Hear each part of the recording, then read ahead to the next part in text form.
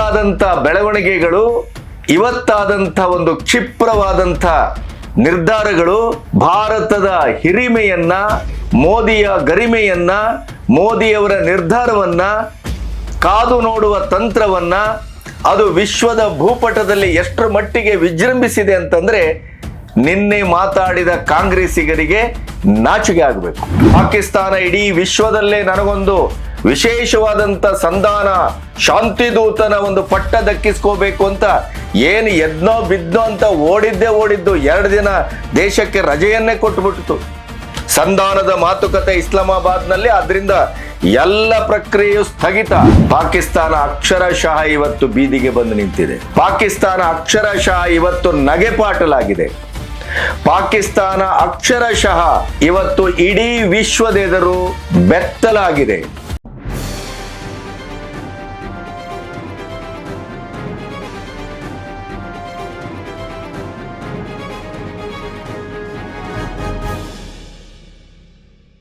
ನಮಸ್ತೆ, B Ganapati news ಚಾನೆಲ್ಗೆ ಸ್ವಾಗತ. ಶಶಿ ತರೂರ್ ಒಂದು ಜಾಣತನದ ಮಾತಾಡಿದ್ರು ನಿನ್ನೆ. ಪಾಕಿಸ್ತಾನದಂತ ದೇಶ ಸಂಧಾನವನ್ನ ಮಾಡ್ತದೆ, ಕದನ ವಿರಾಮ ಆಗತ್ತೆ ಅಂತ ಆದ್ರೆ ಭಾರತ ಖುಷಿ ಪಡಬೇಕು, ಸಂಭ್ರಮ ಪಡಬೇಕು ಅಂತಂದ್ರು. ನಿನ್ನೆ ಅದರ ಬೆನ್ನಿಗೆ ಇಸ್ರೇಲ್ ಒಂದು ಮಾತು ಹೇಳಿತ್ತು. ಪಾಕಿಸ್ತಾನದಂತ ದರಿದ್ರ ದೇಶ, ರಕ್ತ ಚರಿತ್ರೆ ಹೊಂದಿರುವಂತ ದೇಶ, ವಿಶ್ವದ ಅತಿ ದೊಡ್ಡ ಭಯೋತ್ಪಾದಕರ ಫ್ಯಾಕ್ಟರಿ ಸಂಧಾನ ಮಾಡುವುದನ್ನ ಅಮೆರಿಕ ಯಾವ ರೀತಿಯಲ್ಲಿ ಇದನ್ನ ಒಪ್ಪಿಕೊಳ್ತಾ ಇದೆ ಅನ್ನೋದೇ ನನಗೆ ಅಚ್ಚರಿ ಅಂತ. ಅದರ ಬೆನ್ನಲ್ಲೇ ನೀವು ಗಮನಿಸಿದ್ರಿ, ನಿನ್ನೆ ಕದನ ವಿರಾಮದ ಪೋಸ್ಟ್ ಅನ್ನ ಇರಾನ್ ಡಿಲೀಟ್ ಮಾಡಿತ್ತು. ಕದನ ವಿರಾಮ ಇವತ್ತು ಇಸ್ಲಾಮಾಬಾದಿನಲ್ಲಿ ಮಾತುಕತೆ ಅಂತ ಇದ್ದಾಗಲೂ ಕೂಡ ಸ್ಫೋಟಗಳು, ವಾಯು ಮಿತಿಯನ್ನ ಉಲ್ಲಂಘಿಸಿದ್ದು, ಡ್ರೋನ್ ಎಂಟರ್ ಆದದ್ದು ಇವೆಲ್ಲವೂ ನಡೀತಾ ಇತ್ತು. ಇದರ ಮಧ್ಯೆ ನಮ್ಮ ದೇಶದ ಕಾಂಗ್ರೆಸ್ಸಿಗರು ಈಗ ಮಾತಾಡಬೇಕು. ಏನನ್ನ? ವಿಶ್ವಗುರುವಿಗೆ ಹಿನ್ನಡೆ, ಪಾಕಿಸ್ತಾನದಂತ ದೇಶ ಸಂಧಾನಕ್ಕೆ ಮಾಡಲಿಕ್ಕೆ ಮುಂದಾಗಿದೆ, ಸಂಧಾನವನ್ನ ಸಾಧಿಸಿದೆ, ಭಾರತಕ್ಕೆ ಅಷ್ಟನ್ನೂ ಮಾಡ್ಲಿಕ್ಕಾಗ್ಲಿಲ್ವೇ, ವಿಶ್ವಗುರು ಎಲ್ಲಿದ್ದಾರೆ ಅಂತ ಪೋಸ್ಟ್ ಅನ್ನು ಹಾಕಿ ವ್ಯಂಗ್ಯವನ್ನ ಮಾಡಿದ್ರಲ್ಲ. ಈಗ ನಿಮ್ಮ ಸರದಿ, ಈಗ ಮಾತಾಡ್ಬೇಕು ನೀವು. ಇವತ್ತಾದಂಥ ಬೆಳವಣಿಗೆಗಳು, ಇವತ್ತಾದಂಥ ಒಂದು ಕ್ಷಿಪ್ರವಾದಂಥ ನಿರ್ಧಾರಗಳು ಭಾರತದ ಹಿರಿಮೆಯನ್ನ, ಮೋದಿಯ ಗರಿಮೆಯನ್ನ, ಮೋದಿಯವರ ನಿರ್ಧಾರವನ್ನ, ಕಾದು ನೋಡುವ ತಂತ್ರವನ್ನ ಅದು ವಿಶ್ವದ ಭೂಪಟದಲ್ಲಿ ಎಷ್ಟರ ಮಟ್ಟಿಗೆ ವಿಜೃಂಭಿಸಿದೆ ಅಂತಂದ್ರೆ ನಿನ್ನೆ ಮಾತಾಡಿದ ಕಾಂಗ್ರೆಸ್ಸಿಗರಿಗೆ ನಾಚಿಕೆ ಆಗಬೇಕು. ಈ ಎಲ್ಲ ವಿವರಗಳನ್ನು ನಿಮ್ಮೊಟ್ಟಿಗೆ ಹಂಚ್ಕೋಬೇಕು. ಇಲ್ಲಿಯವರೆಗೆ ನನ್ನ ಚಾನೆಲ್ನ ಸಬ್ಸ್ಕ್ರೈಬ್ ಮಾಡದೇ ಇದ್ರೆ ಸಬ್ಸ್ಕ್ರೈಬ್ ಮಾಡಿ, ಸ್ವತಂತ್ರ ಪತ್ರಿಕೋದ್ಯಮಕ್ಕೆ ನೆರವಾಗಿ. ಶಶಿ ತರೂರ್ ಅವರು ಭಾರತ ಸಂಭ್ರಮಿಸಬೇಕು ಅಂತ ಅನ್ನೋದರ ಒಳಗಡೆ ಒಂದು ವ್ಯಂಗ್ಯ ಇತ್ತು ಅನ್ನೋದು ಈಗ ಅರ್ಥ ಆಗ್ತಾ ಇದೆ. ಯಾಕೆಂತಂದ್ರೆ ಇರಾನ್ ಪಾಕಿಸ್ತಾನ ಸಂಚು ಮಾಡಿದೆ, ಪಾಕಿಸ್ತಾನ ಮೋಸ ಮಾಡಿದೆ, ಪಾಕಿಸ್ತಾನ ನಂಬಿಕೆಗೆ ದ್ರೋಹ ಮಾಡಿದೆ ಅಂತೇಳಿ ಕೆಂಡಾಮಂಡಲವಾಗಿದೆ. ಇಸ್ಲಾಮಾಬಾದಿನ ಮಾತುಕತೆಯನ್ನ ಸಂಪೂರ್ಣ ತಿರಸ್ಕರಿಸಿದೆ ಮತ್ತು ಯಾವುದೇ ಕಾರಣಕ್ಕೂ ಲೆಬನಾನಿನ ಯುದ್ಧ ನಿಲ್ಲುವವರೆಗೆ ಯಾವ ಸಂಧಾನವೂ ಇಲ್ಲ, ಯಾವ ಮಾತುಕತೆಯೂ ಇಲ್ಲ. ಇಲ್ಲಿ ಪಾಕಿಸ್ತಾನ ಸಂಪೂರ್ಣವಾಗಿ ಇವತ್ತು ಏನು ಇಸ್ರೇಲು ಭಾರೀ ದಾಳಿ ಮಾಡಿದೆ ಲೆಬನಾನ್ ಮೇಲೆ, ಹಿಜ್ಬುಲ್ಲಾ ಮುಖಂಡನ ಆಪ್ತನ ಕೊಲೆ ಮತ್ತು 300ಕ್ಕೂ ಹೆಚ್ಚು ಜನರ ಪ್ರಾಣ ಏನು ಹೋಗಿದೆ, ಬಲಿಯಾಗಿದೆ. ಆ ಒಂದು ಮಾರಣ ಹೋಮಕ್ಕೆ ನೇರವಾಗಿ ಪಾಕಿಸ್ತಾನವೇ ಕಾರಣ. ಪಾಕಿಸ್ತಾನ ನಮಗೆ ದ್ರೋಹ ಮಾಡಿದೆ, ನಂಬಿಕೆಗೆ ದ್ರೋಹ ಮಾಡಿದೆ ಅಂತ ಕೆಂಡಾಮಂಡಲವಾಗಿದೆ. ಮಾತುಕತೆ ರದ್ದಾಗಿದೆ, ಕದನ ವಿರಾಮದ ಎಲ್ಲ ಸಂಧಾನವೂ ವಿಫಲಗೊಂಡಿದೆ. ಇಸ್ಲಾಮಾಬಾದಿಗೆ ಹೋಗಬೇಕಾಗಿದ್ದಂಥ ಇರಾನಿನ ಯಾವುದೇ ಪ್ರತಿನಿಧಿಗಳು ಹೋಗಿಲ್ಲ, ಮಾತುಕತೆ ಮುರಿದು ಬಿದ್ದಿದೆ ಮತ್ತು ಪಾಕಿಸ್ತಾನ ಇಡೀ ವಿಶ್ವದ ಎದುರು ಚಪರಾಸಿಯಾಗಿ ಬೀದಿಗೆ ಬಂದು ನಿಂತಿದೆ. ನೋಡಿ, ಇರಾನ್, ಅಮೆರಿಕ, ಇಸ್ರೇಲ್ ಈ ಭೀಷಣ ಯುದ್ಧದಲ್ಲಿ ತೊಡಗಿದಂತ ಈ ಮೂರು ದೇಶಗಳ ಮಧ್ಯೆ ಒಂದು ಸಂಧಾನ ಮಾಡಬೇಕು ಅಂತಾದ್ರೆ ಅದಕ್ಕೊಂದು ಸಂಸ್ಕಾರ ಇರಬೇಕಾಗತ್ತೆ. ಆ ದೇಶದ ಮುಖ್ಯಸ್ಥನಿಗೂ ಮತ್ತು ಆ ದೇಶಕ್ಕೂ ಅದರದೇ ಆದಂತ ಒಂದು ಇತಿಹಾಸ, ಸಂಸ್ಕಾರ, ನಡೆ ನುಡಿಯ ಮೇಲೆ ಬದ್ಧತೆ ಇವೆಲ್ಲವೂ ಇರಬೇಕಾಗತ್ತೆ. ಈ ಮುಕ್ಕಾಲು ಶತಮಾನದಲ್ಲಿ ರಕ್ತ ಚರಿತ್ರೆಯನ್ನೇ ತನ್ನ ನೆಲದ ಉಸಿರನ್ನಾಗಿಸಿಕೊಂಡಂತ, ಇಡೀ ಭೂಪಟದ ಭಯೋತ್ಪಾದಕತೆಗೆ ತನ್ನ ನೆಲವನ್ನೇ ಬಳಸಿ ತನ್ನ ನೆಲದಲ್ಲೇ ಭಯೋತ್ಪಾದಕರನ್ನ ಉತ್ಪನ್ನ ಮಾಡಿದಂಥ, ಶಾಂತಿಯ ಶಬ್ದದ ಬೆಲೆಯೇ ಮತ್ತು ಅದರ ಅರ್ಥವೂ ಗೊತ್ತಿಲ್ಲದೆ ಇದ್ದಂಥ ಪಾಕಿಸ್ತಾನದಿಂದ ಸಂಧಾನ ಅಲ್ಲ. ಅದಕ್ಕಾಗಿ ನಿನ್ನೆ ಇಸ್ರೇಲ್ ಹೇಳಿದ್ದು, ದರಿದ್ರ ಪಾಕಿಸ್ತಾನ ಮಾಡುವ ಸಂಧಾನದ ಪ್ರಕ್ರಿಯೆಯನ್ನ ಅಮೆರಿಕ ಒಪ್ಪಿಕೊಂಡದ್ದೇ ಆಶ್ಚರ್ಯ. ಇಲ್ಲಿ ಇರಾನಿಗೆ ಒಂದು ಪತ್ರ, ಅಮೆರಿಕಕ್ಕೆ ಒಂದು ಪತ್ರ. ಅಮೆರಿಕದ ಪತ್ರದಲ್ಲಿ ಲೆಬನಾನ್ ಸೇರಿಸಿಲ್ಲ. ಅದೇ ಇರಾನಿಗೆ ಬರೆದಂತ ಪತ್ರದಲ್ಲಿ ಲೆಬನಾನನ್ನು ಸೇರಿ ಕದನ ವಿರಾಮ. ಯಾಕೆಂದ್ರೆ ಹೌತಿಗಳನ್ನ, ಹಿಜ್ಬುಲ್ಲಾಗಳನ್ನ ತಯಾರಿ ಮಾಡಿ ಕಳಿಸ್ತಾ ಇರುವಂತದ್ದು ಯಾರು?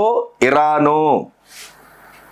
ಹಿಜ್ಬುಲ್ಲಾ ಹೌತಿಗಳ ಇಡೀ ಕುಲವನ್ನ, ಬೇರನ್ನೇ ಕಿತ್ತು ಬಿಸಾಡ್ತೇವೆ ಅಂತ ಹೊರಟಿದ್ಯಾರು? ಇಸ್ರೇಲು.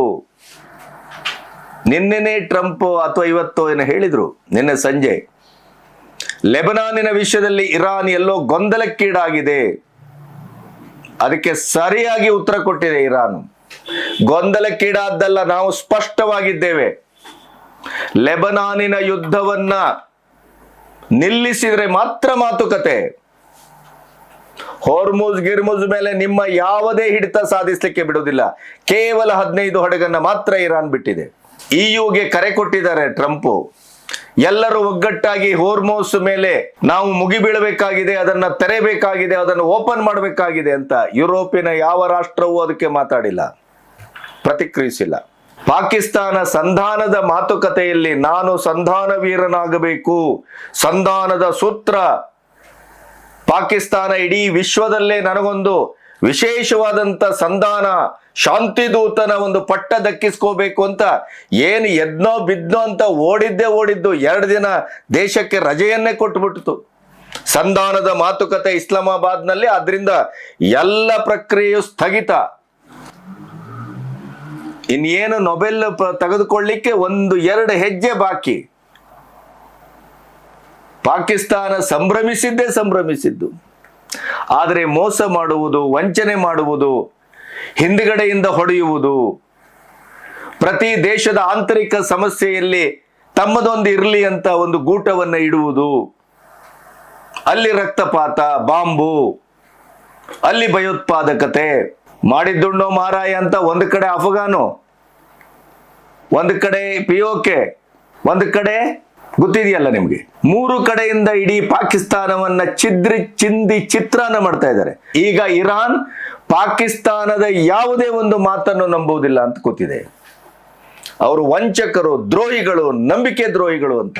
ಈ ಕಡೆ ಇಸ್ರೇಲು ಇಡೀದಾಗಿ ಪಾಕಿಸ್ತಾನವನ್ನ ಭೂಪಟದಿಂದಲೇ ತೆಗೆದು ಬಿಸಾಡ್ತೇವೆ ಅಂತ ಹೇಳಿದ್ದಾರೆ.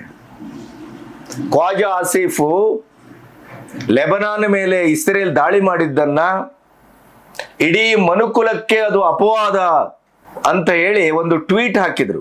ಅದಕ್ಕೆ ಇಸ್ರೇಲು, ಯಾರಿಗೆ ಪಾಠ ಮಾಡ್ತೀರಿ? ಇಡೀ ಭಯೋತ್ಪಾದಕರನ್ನ ಹುಟ್ಟು ಹಾಕಿ ಅವರನ್ನ ಬೆಳೆಸಿ ವಿಶ್ವದ ವಿನಾಶಕ್ಕೆ ಕಾರಣವಾಗುವಂತ ದರಿದ್ರ ದೇಶದಿಂದ ನಾವು ಇದನ್ನ ನಿಮ್ಮ ಪಾಠವನ್ನ ಕೇಳಬೇಕಾ?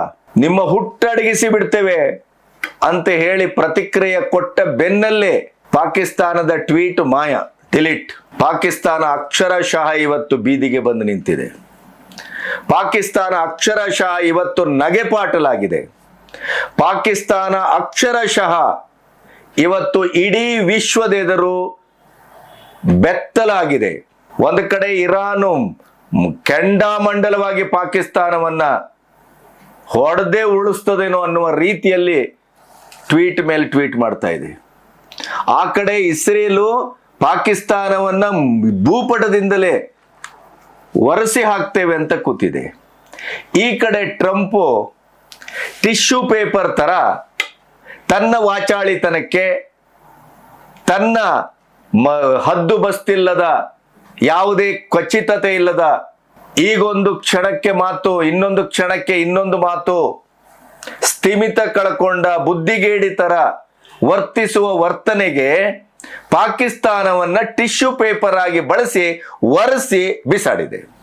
ಕಾಂಗ್ರೆಸ್ಸಿಗರೇ, ಮೋದಿಯವರನ್ನ ಎಲ್ಲಿ ಸಿಗ್ತದೆ ಹಣಿಲಿಕ್ಕೆ, ವ್ಯಂಗ್ಯ ಮಾಡಲಿಕ್ಕೆ, ಮಾತಾಡ್ಲಿಕ್ಕೆ ಅಂತ ಕಾಯ್ತಾ ಕಾಯ್ತಾ ಕೂತಿರ್ತಿರಲ್ಲ. ಏನು ಪಾಕಿಸ್ತಾನದ ಪರ? ಪಾಕಿಸ್ತಾನ ನಿಮ್ಮ ಆಪ್ತರು, ಪ್ರೀತಿಯ ದೇಶ.